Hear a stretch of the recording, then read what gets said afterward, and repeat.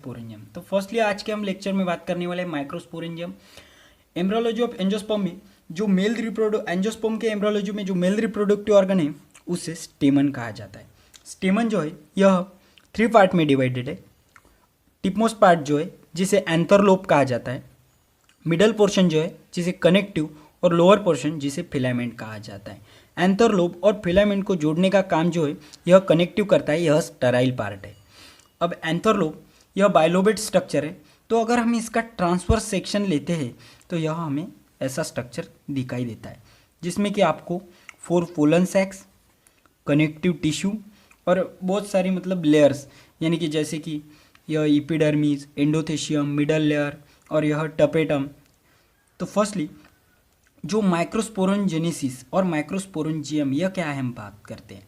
तो माइक्रोस्पोरेंजियम यानी कि जो इसमें के जो स्पोर रहते हैं, स्पोर को माइक्रोस्पोरेंजियम और स्पोरेंजेनस टिश्यू भी कहा जाता है, इसे माइक्रोस्पोरेंजियम कहा जाता है।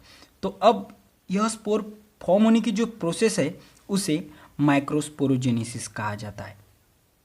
तो यह रहा, इसमें 4 पोलन सैक होने के कारण इसका जो स्ट्रक्चर है इसे टेट्रास्पोरेंजिट भी कहा जाता है। तो हमने ये जो इसका स्ट्रक्चर है यानी कि पोलन सैक, इधर फेशियल आपको निकाल के दिखा दी, टपेटम। तो अब हम जानते हैं इसमें जो इतनी लेयर्स प्रेजेंट रहती है, जैसे कि मैंने आपको बताया epidermis, middle layer, tapetum, endothecium, इस लेयर का रोल क्या है इसमें, यह अब हम आगे डिस्कस करते हैं। एंथर वॉल की जो आउटर लेयर है इसे एपिडर्मिस कहा जाता है। एपिडर्मिस के जो सेल रहते हैं इसमें स्ट्रेच टेंजेंशियली फ्लैटेंड सेल रहते हैं, और यह जो सेल्स रहते हैं यानी कि यह जो एपिडर्मिस रहती है यह एंथर को प्रोटेक्शन देने का काम करती है। एपिडर्मिस के नेक्स्ट जो पार्ट है, एपिडर्मिस के बाद में का पार्ट है, उसे एंडोथेशियम कहा जाता है। एंडोथेशियम जो स्ट्रक्चर है कई फ्लावर्स में यह सिंगल लेयर स्ट्रक्चर आपको देखने को मिलता है एंजियोस्पर्म में, या कई फ्लावर में मल्टी लेयर्ड भी स्ट्रक्चर यह देखने को मिलता है। यह एंडोथेशियम सेल्स में रेडियली इलोंगेटेड सेल्स प्रेजेंट रहते हैं, और एंडोथेशियम सेल्स में फाइब्रस बैंड भी प्रेजेंट रहते हैं जो कि हाइड्रोस्कोपिक इन नेचर के रहते हैं। एंडोथेशियम यह मदद करती है जो एंथर रहती है ना, एंथर वॉल को यानी कि डेहिसंस होने में मदद करती है। यह हाइड्रोस्कोपिक नेचर होने के कारण यह वाटर एब्जॉर्ब करके स्लो यानी कि स्वेल हो जाती है, और स्वेल होने के बाद एंथर वॉल पे प्रेशर आ जाता है, और प्रेशर आने से यह रप्चर हो जाती है, और रप्चर होने के बाद यह जब एंथर यानी कि पोलन ग्रेन जो है वो लिबरेटेड हो जाते हैं और स्प्रेड हो जाते हैं। वो है मिडल लेयर। मिडल लेयर जो है वह टपेटम और एंडोथेशियम के बीच में प्रेजेंट रहती है। यह पैरेन्काइमेटस यानी कि पैरेन्काइमेटस सेल्स का स्ट्रक्चर है। पैरेन्काइमेटस सेल्स का यह फूड मटेरियल स्टोर करती है, क्योंकि पैरेन्काइमेटस सेल्स का स्ट्रक्चर ही यही है, यह फूड मटेरियल स्टोर करके रखती है, जो कि फूड मटेरियल यानी कि माइक्रोस्पोर मदर सेल यूटिलाइज कर सकता है। अब इसके जो नेक्स्टली जो स्ट्रक्चर आता है उसे टपेटम कहा जाता है। यह टपेटम जो लेयर है इनर मोस्ट लेयर है, यह जो लेयर है इसे टपेटम कहा जाता है। जनरली जो टपेटम है यह 2 पार्ट में डिवाइड होती है, अम्योबॉइड और सिक्रेटरी।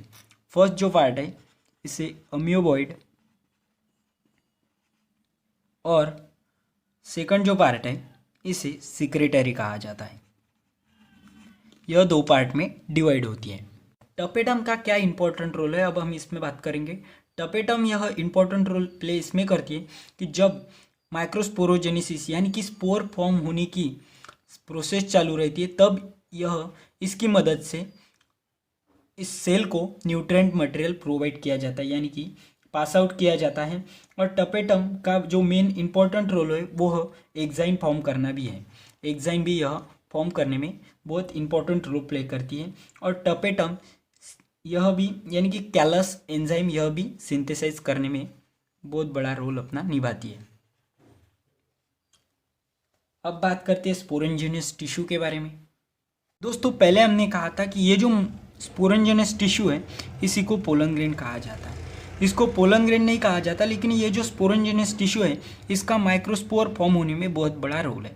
यह जो स्पोरेंजेनस टिश्यू है यह माइक्रोस्पोर मदर सेल यानी कि माइक्रोस्पोर मदर सेल जैसे एक्ट करता है, और यह एक माइक्रोस्पोर मदर सेल से 4 पोलन ग्रेन फॉर्मेशन होती है, जो कि हैप्लॉइड इन नेचर के रहते हैं।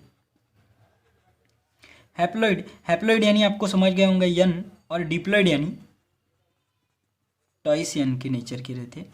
यह हैप्लॉइड इन नेचर का रहता है। और इस हैप्लॉइड इन नेचर के यानी कि यह जो माइक्रोस्पोर मदर सेल से माइक्रोस्पोर फॉर्म होने की जो प्रोसेस है, इसे ही एक्चुअल में माइक्रोस्पोरोजेनेसिस कहा जाता है। अब हम आगे जानते हैं कि माइक्रोस्पोरोजेनेसिस होने में क्या क्या स्टेप्स है। अब यह प्रोसेस है माइक्रोस्पोरोजेनेसिस। इसमें माइक्रोस्पोर मदर सेल जो रहता है, जो कि डिप्लॉइड इन नेचर का रहता है, माइक्रोस्पोर मदर सेल, वह जाता है मियोसिस में। मियोसिस में यह जब जाता है तब उसके जो फॉर्मेशन होता है पोलन ग्रेन, यह जो रहते हैं यह हैप्लॉइड इन नेचर के रहते हैं। इसे कहा जाता है मेल गमेटोफाइट। और यह जब मियोसिस में जाते हैं तो मियोसिस यह दो प्रोसेस में होती है। मियोसिस यह दो स्टेप में होती है, जिसे मियोसिस फर्स्ट और मियोसिस सेकंड कहा जाता है। मियोसिस फर्स्ट में एक्चुअली रिडक्शन होता है, और मियोसिस सेकंड में जैसे कि नॉर्मल माइटोटिक डिवीजन होता है वैसे ही मियोसिस सेकंड में होता है, लेकिन मियोसिस फर्स्ट में पहले रिडक्शन होता है। तो जब यह प्रोसेस पूरी कंप्लीट हो जाता है तो दो हैप्लॉइड सेल के 4 हैप्लॉइड सेल में यानी कि 4 सेल्स में फॉर्मेशन हो जाता है जब यह मियोसिस सेकंड कंप्लीट हो जाती है तब। अब हम बात करते हैं तो माइक्रोस्पोर मदर सेल, यानी कि माइक्रोस्पोर मदर सेल का जब डिविडेशन होता है तब वो मियोसिस में जाता है। तो मियोसिस दो स्टेप में आती है, मियोसिस फर्स्ट और मियोसिस सेकंड। तो मियोसिस फर्स्ट जो है उसका डिवीजन क्या है, इसमें जो होता है यह न्यूक्लियस डिवीजन होता है, उसे कैरियोकाइनेसिस भी कहा जाता है। यह पूरी प्रोसेस को कहा जाता है कैरियोकाइनेसिस। कैरियो यानी क्या होता है न्यूक्लियस, और काइनेसिस यानी डिवीजन। कैरियोकाइनेसिस होता है तो इसमें प्रोफेस्ट होता है। प्रोफेस्ट में लेप्टोटीनी, जाइगोटीनी, पैचेटीनी, डिप्लोटीनी और डाइकाइनेसिस, यह मियोसिस फर्स्ट और मियोसिस सेकंड। अब जब आप डिटेल में स्टडी करेंगे तब आपको यह पता चल जाएगा कि लेप्टोटीनी, जाइगोटीनी, पैचेटीनी, डिप्लोटीनी और डाइकाइनेसिस यह क्या है। तो मियोसिस फर्स्ट में प्रोफेज फर्स्ट होने के बाद यह लॉन्ग फेज कहा जाता है इसको, यानी कि बहुत लंबी ड्यूरेशन का फेज है यह। और इसमें मेटाफेज, एनाफेज और टीलोफेज। इसमें एक्चुअली क्या होता है रिडक्शन, जो कि मैं आपको पहले ही बता चुका हूँ। इस सेल में रिडक्शन होता है, जैसे कि हमने इधर 26 सेल लिए, तो अगर रिडक्शन में क्या होगा, जब दो सेल इसमें फॉर्म होंगे तो यह 13-13 में डिवाइड होंगे। जबकि मियोसिस सेकंड में अगर यह 26 सेल डिवाइड होते हैं तो दो सेल जब फॉर्म होते हैं तो इक्वल नंबर मेंटेन करेंगे। तब यह जो है इसको एक्चुअल यानी कि माइटोटिक डिवीजन भी कहा जाता है, जो कि प्रोपेज सेकंड, मेटापेज सेकंड, एनापेज सेकंड और टीलोपेज सेकंड में यह 4 फेज में डिवाइडेड है। अब नेक्स्ट जो प्रोसेस है यह साइटोकाइनेसिस। साइटोकाइनेसिस यानी कि यह बहुत शॉर्ट है। साइटोकाइनेसिस यह क्या होता है डिवीजन ऑफ साइटोप्लाज्म। जैसे कि पहले न्यूक्लियस डिवीजन हुआ, न्यूक्लियस डिवीजन के बाद अब यह प्रोसेस है साइटोकाइनेसिस, जिसमें कि साइटोप्लाज्म डिवाइड होता है, यानी कि इक्वली साइटोप्लाज्म डिवाइड होता है। अब हम बात करते हैं ट्रेट्स के बारे में, यानी कि पोलन के टेट्रैट्स के बारे में। पोलन टेट्रैट्स यानी कि 4 पोलन ग्रेन की जो एंथर के अंदर जो 4 पोलन ग्रेन की अरेंजमेंट की जाती है उसे टेट्रैट्स कहा जाता है। तो अब हम numerous type of the arrangement रहती है पोलन ग्रेन की, तो एक एक करके हम देखते हैं। तो फर्स्ट जो अरेंजमेंट है उसे कहा जाता है टेट्राहेड्रल। टेट्राहेड्रल में पोलन ग्रेन की अरेंजमेंट जो रहती है यह ऐसी रहती है,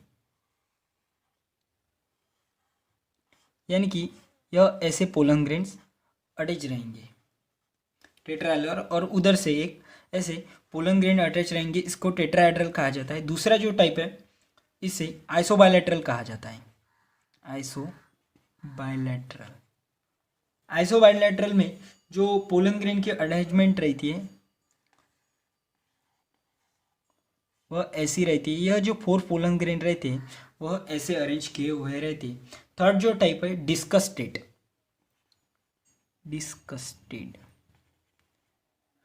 में जो पोलन ग्रेन रहते हैं यह ऐसे अरेंज रहते हैं।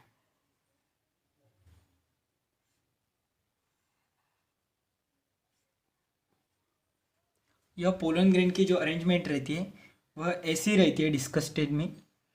और अब जो फोर्थ टाइप है इसे टी शेप टाइप भी कहा जाता है। तो इसकी जो अरेंजमेंट रहती है, और इसे जाने दो, इसकी जो अरेंजमेंट रहती है यह 2 लीनियर और यह 4 फॉलन ग्रेन की अरेंजमेंट ऐसी रहती है, इसे टी शेप कहा जाता है। और लास्ट जो है यह लीनियर, जिसके 4 फॉलन ग्रेन की अरेंजमेंट ऐसी की जाती है जिसे लीनियर कहा जाता है। बात करते हैं मेल गमेटोफाइट के बारे में। मेल गमेटोफाइट यानी कि पोलन ग्रेन। पोलन ग्रेन जो है, इसकी जो मेन यानी कि जो न्यूक्लियस रहता है पोलन ग्रेन का, वह 2 पार्ट में डिवाइड रहता है, जो कि एक बड़ा जो न्यूक्लियस है इसे वेजिटेटिव न्यूक्लियस कहा जाता है, और छोटा जो न्यूक्लियस है इसे जनरेटिव न्यूक्लियस कहा जाता है। 2 male gametes are form. 2 male gametes यह जनरेटिव सेल से फॉर्म होते हैं और वेजिटेटिव सेल जैसे का वैसा ही रहता है। अब बात करते हैं हम structure of pollen grain. Pollen grain में जो 2 इंपॉर्टेंट लेयर है वो है एक्साइन आउटर और intine inner layer. Inner layer intine यह जो है पेक्टिन और सेलुलोज से फॉर्म होती है, और आउटर लेयर जो कि एक्साइन है यह स्पोरोलिनन से फॉर्म करती है। यह स्पोरोलिनन स्पेशल टाइप ऑफ कंटेंट है जो कि इस पोलन ग्रेन को माइक्रोफॉसिल में प्रिजर्व करने के लिए मदद करता है। पोलन ग्रेन में और भी कई कंटेंट प्रेजेंट रहते हैं, जैसे कि mitochondria, endoplasmic reticulum, Golgi body, यह सब कंटेंट इसके साइटोप्लाज्म में प्रेजेंट रहते हैं। जो मैच्योर पोलन ग्रेन रहते हैं उसमें वैक्यूल्स भी प्रेजेंट रहते हैं, वैक्यूल्स। और यह जो यानी कि मेल न्यूक्लियाई 2 अनइक्वल सेल्स में जो यह वेजिटेटिव और generative cell 2 unequal cell divide हुए हैं, इसमें का generative cells 2 male gametes form करता है। अब बात करते हैं हम मेल गमेट का डेवलपमेंट कैसे होता है। तो पोलन ग्रेन का डिवीजन कैसे होता है। ये पोलन ग्रेन का जो न्यूक्लियस है यह 2 पार्ट में यह सेल डिवाइड होती है। यह है वेजिटेटिव सेल और यह है जनरेटिव सेल। वेजिटेटिव सेल यह जो है यह लार्जर साइज में रहता है, और जनरेटिव सेल यह स्मॉलर साइज में रहता है। जनरेटिव सेल्स यह 2 पार्ट में डिवाइड होती है। मेल गमेट यह हैप्लॉइड इन नेचर के, इसे स्पर्म भी कहा जाता है। अब वेजिटेटिव सेल में क्या क्या रहता है। वेजिटेटिव सेल में कई type of the cells organelles रहते हैं, जैसे कि ribosome, endoplasmic reticulum, plastid, mitochondria. Nucleus रहता है स्पेरिकल, इरेगुलर शेप में वह न्यूक्लियोलाई प्रेजेंट रहता है। जैसे कंटेन यानी कि सेल्स ऑर्गेनल यानी कि वेजिटेटिव सेल्स में प्रेजेंट रहते हैं सेल्स ऑर्गेनल्स सब कुछ, वैसे ही मेल गमेट्स में भी यानी कि जनरेटिव सेल में भी यह सब कंटेंट प्रेजेंट रहते हैं, जैसे कि एंडोप्लाज्मिक रेटिकुलम, माइटोकॉन्ड्रिया, यह सब टाइप ऑफ के कंटेंट यह इसमें प्रेजेंट रहते हैं। यह small spherical size of the cells रहती है। अब हमने जान लिया कि यह जो जनरेटिव सेल और वेजिटेटिव सेल कैसे फॉर्म होती है, लेकिन जनरेटिव सेल से मेल गमेट्स कैसे फॉर्म होते हैं, इस प्रोसेस को कहा जाता है formation of male gamete. Formation of male gamete यह कैसी होती है यह हम जानते हैं। तो यह रहा generative cell. Generative cell 2 cells में डिवाइड होता है, जिसे हम मेल गमेट्स कहते हैं, जो कि हैप्लॉइड इन नेचर के रहते हैं। माइटोटिक डिवीजन, इस प्रोसेस से यह मेल गमेट्स का फॉर्मेशन होता है, और जब यह पूरी प्रोसेस होती है तब जो पोलन ग्रेन रहता है यानी कि यह एंथर के अंदर ही रहता है, और यह जो मेल गमेट्स यानी कि जनरेटिव सेल से मेल गमेट्स फॉर्मेशन होने की प्रोसेस है यह तब होती है जबकि पोलन ग्रेन रिलीज होने के लिए मतलब रिलीज होने ही वाले रहते हैं, तब यह प्रोसेस होती है जनरेटिव सेल से मेल गमेट्स फॉर्म होने की। और यह मेल गमेट्स फॉर्म होते हैं, और जब पोलन यानी कि एंथर जब रप्चर हो जाती है तो पोलन ग्रेन लिबरेटेड हो जाते हैं, और यह वाइंड यानी कि कौन सा भी पॉलिनेशन हो के, जैसे कि वाइंड या किसी और से भी वाइंड, इंसेक्ट, इस सब से पॉलिनेशन होके इसका फर्टिलाइजेशन हो जाता है।